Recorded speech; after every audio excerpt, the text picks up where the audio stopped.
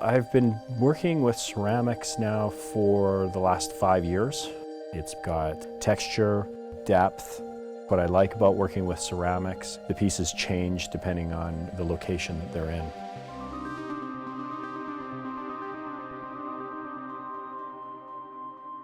This latest collection that I'm doing with the shoes has been a lot of fun for me. There's so many shoes that are very iconic.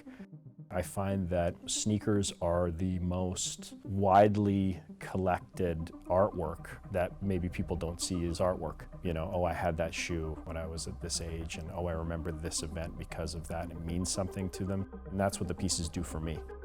The problem with artwork and doing originals is that they take a lot of time, and because they take a lot of time, you can only do so many of them, and so of course they become expensive. And so I've always tried to figure out a way to translate those. You know, how can I make a print of it? And I thought, well, what if I found a master artisan who could take a cast of one of these shoes and then pour them and bake them in porcelain? I could get more art in more people's hands, and also I could do it in a way where the cost is reduced.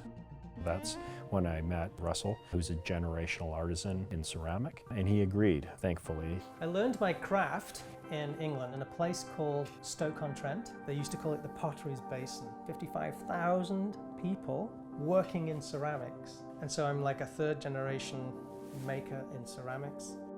I love Jason's enthusiasm. I like his design sensibility. It's this really cool interplay of high art and street art sort of coming together in a piece like this. The concept was to have a high-end sneaker shop in an art fair. So when people walk by, it's like, oh, there's a high-end sneaker shop. But well, hold on a second, those are made out of ceramic. It's garnered a lot of attention. We sold a lot of pieces, and now that collection of shoes is traveling the world.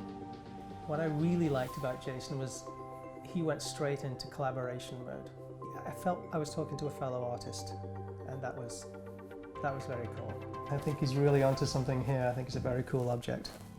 As an artist, you're always trying to do something a little bit better than what you've done before, and you try to sort of break boundaries, and the only way to sort of break those boundaries is through education from other artists. You get to figure out new ways to do things. I've learned a lot from him, and I look forward to doing many more collections with him. You know, this is just the beginning, and I'm excited to get it out to the world.